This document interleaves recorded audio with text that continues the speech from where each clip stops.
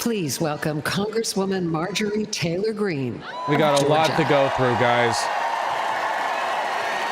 Watch the Amber Rose one, Lamette. We got a lot to go through.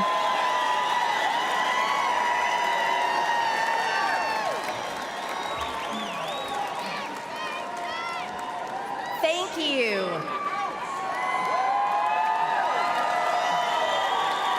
Thank you. Thank you. Today is a celebration. The American spirit is alive and well.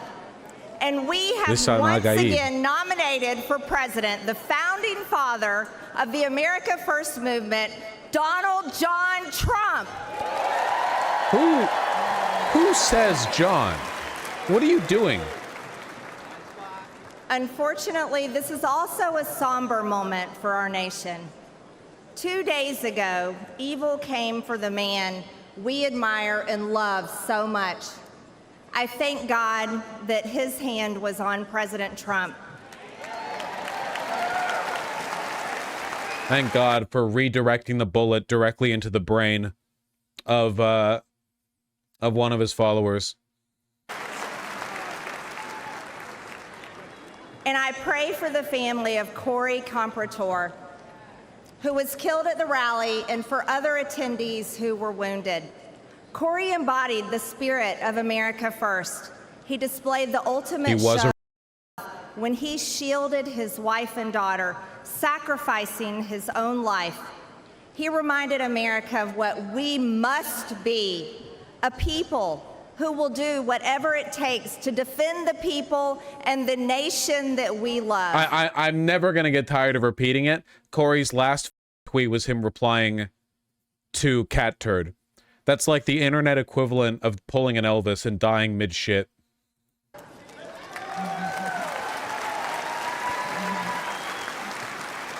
Thank you. I love you too.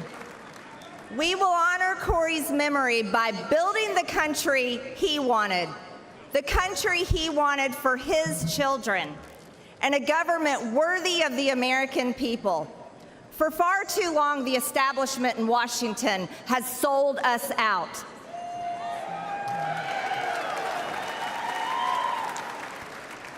They promised unity and delivered division.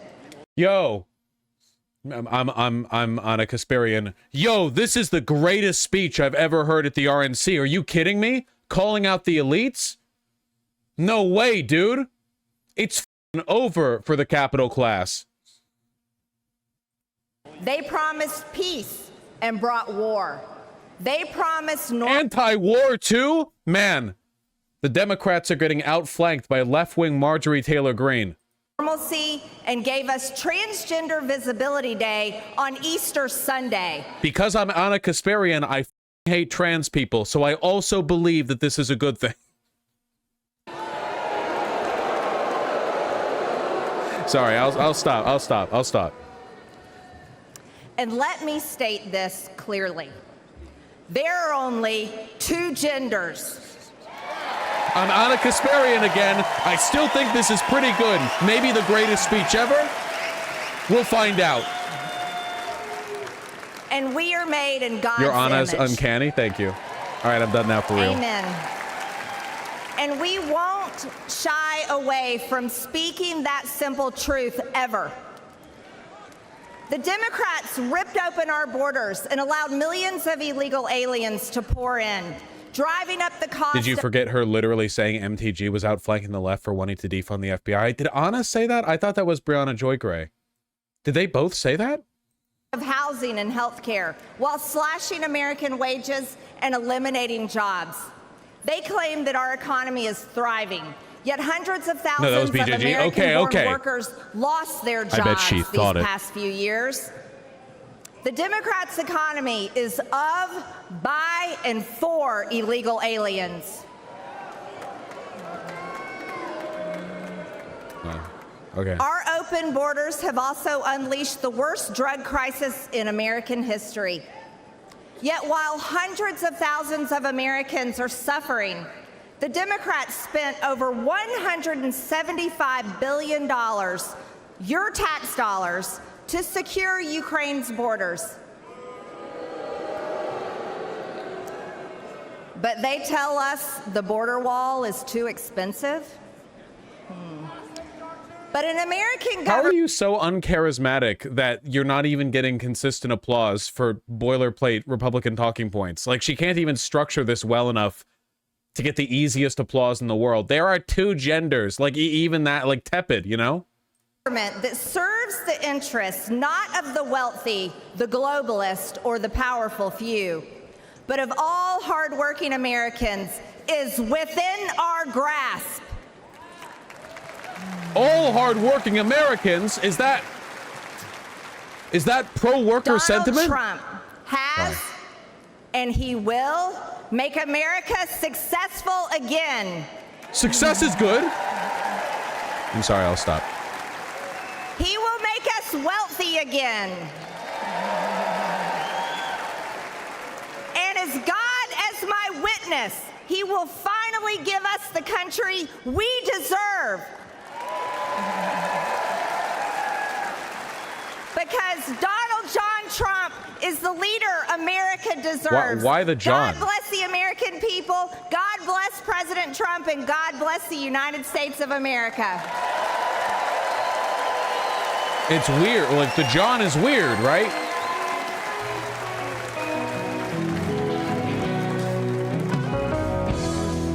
I'm scrolling through the timeline and I see people have rediscovered J.D. Vance's 2022 Senate ad. Are you a racist?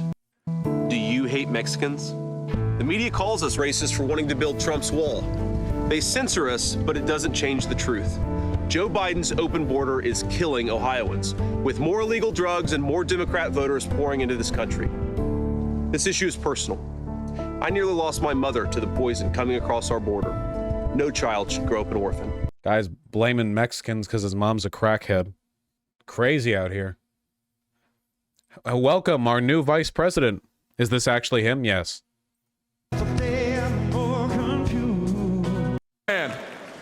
This guy's crazy. Carolina, Mark Robinson.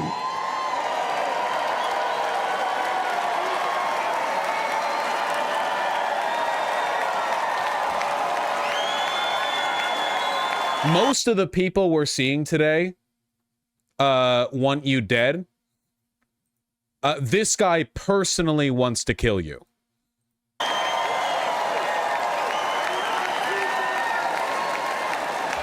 I'm just gonna read his Wikipedia summary right here. Mark Keith Robinson is an American politician who serves as the 35th Lieutenant Governor of North Carolina since 2021. African-American, promoted various far-right conspiracy theories, engaged in Holocaust denial, denied sexual assault allegations against various prominent figures, and has often made inflammatory anti-LGBT, anti-Semitic, racist, anti-atheist, and Islamophobic statements. This is the kind of guy they invite to the RNC. This is the level. He like talks about killing us, by the way. Like openly, like this guy, like genuinely. Thank you. First and foremost, I want to give thanks to my Lord and Savior. Oh, and in case you were wondering if it was like a little bit, this is how large the anti-Semitic remarks section is. On March 2023, more of his past social media statements emerged, including Facebook posts that appear to call the figure of 6 million Jews perishing in the Holocaust into question. Said it's a bunch of hogwash.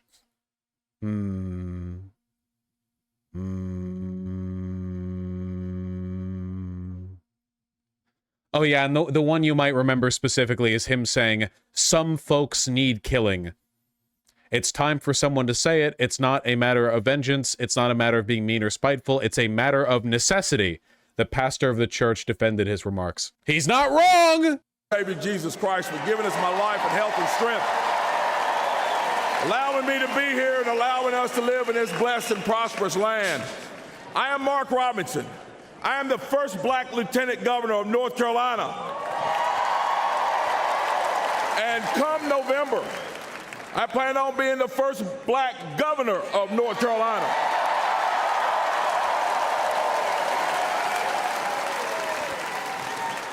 But I am not one of the political elite. I grew up poor as the ninth of 10 kids in Greensboro with an alcoholic father who beat my mother. I love to tell you that I graduated from high school, found success, never worried about money again, but I can't. I lost 2 jobs, 2 manufacturing jobs because of NAFTA, which, by the way, Joe Biden voted for. Politicians in D.C. made bad decisions. People like me suffered. I lost my car and my house. Unironic DEI arguments. But you know, my story isn't unique.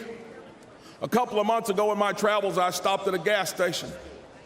As I was leaving, a man walked out with a beard, and he looked very stressed. He got in his car, and I could see him holding an envelope.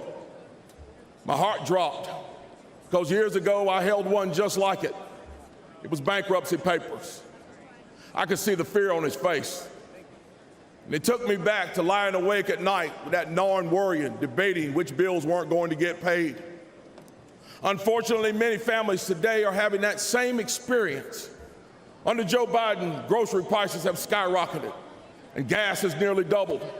In North Carolina, factories just like the one I worked at are closing, leaving families feeling hopeless. But there is hope, and I'm proof. Oh, sorry, I forgot to do the bit. Hello, it's me, Anna Kasparian. Is this guy talking about addressing the needs of working class Americans? This might be the best speech I've ever heard at the RNC. Opening the eyes of the Republican voter to the needs of the working class? This guy's going places. My wife and I never gave up. We kept our faith. All right, I'm done. We worked hard and made it through those tough times. Now I stand before you on the verge of becoming the first black governor of North Carolina.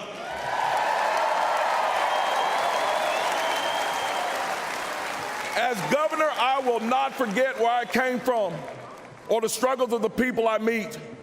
And you know, there's someone else who will fight just as hard for you. President Donald J. Trump.